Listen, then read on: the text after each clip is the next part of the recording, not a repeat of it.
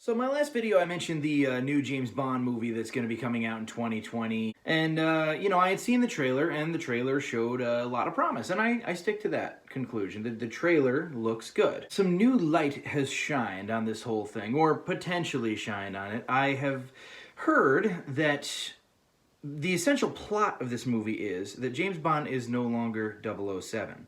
He retired, he, stepped out of the game, which has happened before.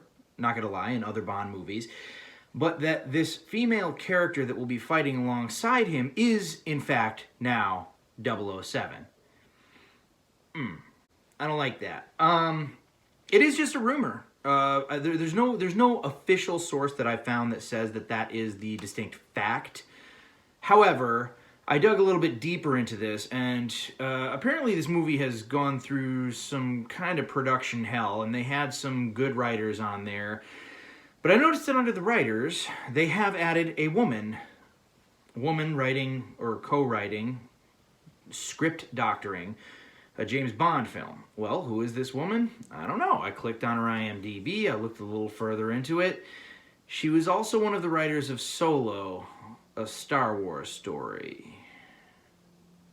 Yeah, that movie where the robot has feminist issues that there's nothing in the allegory that doesn't treat you like an idiot. They took one of the most iconic Star Wars characters of all time and did a movie about him and incorporated non-subtle feminist issues, because that's what everybody wants to see in their Star Wars movie. Needless to say, that kind of changes everything. I don't know. Again, I don't know that the lady in this movie is 007, but if she is, and if this was script doctored by that lady, you know what that means. That means bye-bye James Bond. That means hello Femme 007. In this day and age, you have a lot of feminists saying that James Bond is a relic of the past, that James Bond stands for toxic masculinity, James Bond stands for everything evil and wrong and terrible with men, where he used to be an iconic hero, where men strove to at least have his bravery, maybe not his womanizing and his alcoholism, but his bravery. And, a character should have flaws. A character should have some semblance of something eating away at them. James Bond's an alcoholic for a reason. He knows he's kind of a piece of shit, But we're not even allowed to have that depth of character anymore because it makes feminists uncomfortable. Now I'm going to say something probably unpopular here. Maybe James Bond wasn't meant for feminists. I know, I'm just saying, maybe James Bond was never supposed to be for that audience. But the problem is that they are trying to make their point of view everybody's point of view. And there have been many people in the past who have done that. You may think that I'm being a little bit melodramatic with that, but seriously. And furthermore, get your own shit. I thought you're a strong, independent woman. You don't need no man. Why are you fucking with James Bond? Give me a break. Anyways, that's definitely my thoughts on the writer, or co-writer, should I say, of this movie. It's not necessarily my thoughts on the movie until I know for a fact that lady is 007. But let's be real, I'm pretty damn sure it will be. On a slightly more positive note, we have another up-and-comer in 2020, the third Ghostbusters movie, Ghostbusters Afterlife. The movie is directed by Jason Reitman, who, apart from being Ivan Reitman's son, is also the little bastard at the birthday party from Ghostbusters 2, who says, "My dad says you guys are full of crap, and that's why, your place went out of business." Which is awesome, and I'm sure that since he's following one of his father's most iconic works, I'm sure that it's a passion piece for him, and I'm sure that he will put everything he has into it. As to whether or not he's good, well, that remains to be seen. We got Mr.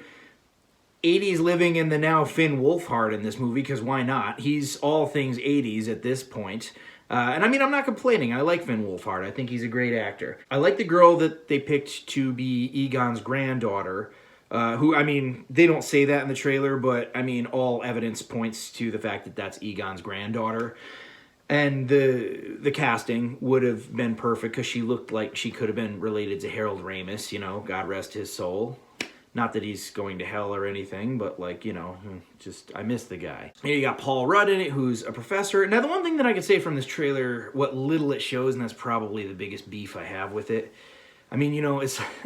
I guess I'm kind of picky when it comes to trailers, because it's like, if they show too much, I'm going to be like, you gave away the whole damn movie. And if they show too little, I'm like, oh, come on. Paul Rudd is like a school teacher, and I like the fact that they seem to have gotten the kind of structure of a horror movie with comedic elements right, because it does have sort of that creepy, like, something big's a brewin' that the first Ghostbusters movie had.